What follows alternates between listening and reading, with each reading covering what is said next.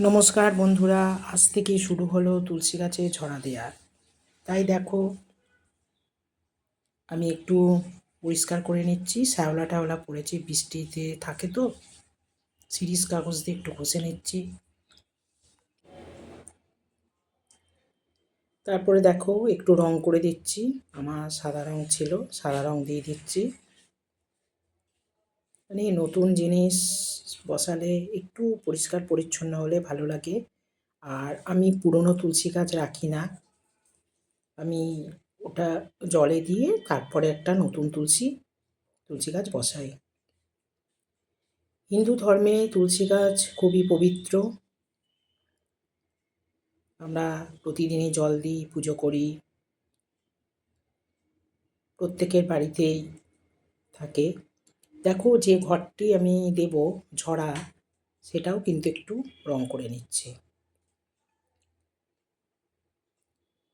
আর একটা ছোট্ট নিচে ফুটো করে নিয়েছি, ওইটা দিয়েই তো জল পড়বে টপ টপ করে সারাদিন।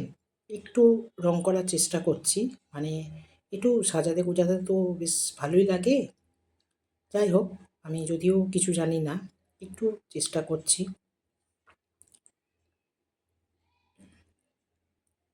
দেখো, এবার দেখো মঙ্গল চিহ্ন এঁকে দিচ্ছি। এটা সিঁদুর দিয়েও করলে ভালো হয়, যেহেতু একটু তুলিটা হাতেই ধরেছি, যাকে করে নিই। এবার দেখো আর একটু সাজাতে ইচ্ছা করলো। এবার দেখো আমি কিভাবে করব। দুটো স্টিক নিয়েছি, সেই তখনকার যে অ্যান্টেনা স্টিক ছিল আমার, ওটা রাখাই আছে। সেই স্টিকগুলো একটু গাছগাছালি দিয়ে সাজিয়ে দিলাম, ওটা দেখতে ভালো লাগবে। হঠাৎ মাথায় এলো আর কি, যে একটু গাছ দিলে ভালো হয়। দেখো এখানেও ঘর টপটাতেও আমি একটা মঙ্গল চিহ্ন এঁকে নিলাম। আমের শাখা, যে ঘরটায় আমের শাখা দেবো সেটাতেও 5টা ফোঁটা দিয়ে দিলাম। এবার দেখো ঘটের মধ্যে আমি আম শাখাটা দিয়ে দিচ্ছি। এর মধ্যে একটি ফল দিতে হয়, তা আম দিলেই ভালো হয়। এখন আমের সময়, মোটাওয়ালা আম, সেই আমটি আমি দিয়ে দিচ্ছি।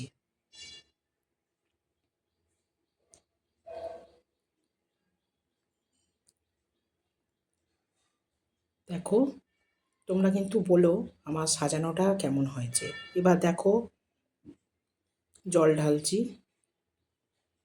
একটা মন্ত্র আছে, সেই মন্ত্র দিয়েই আমি জল ঢালছি। দেখো প্রদীপটাও একটু সাজিয়ে নিয়েছি।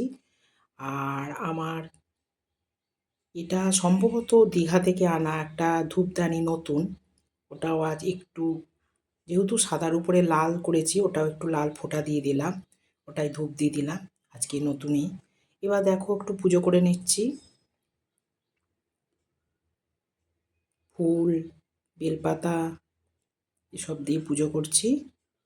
একটু প্রসাদ তো দিতেই হয়। দেখো আমার রেডি হয়ে গেছে।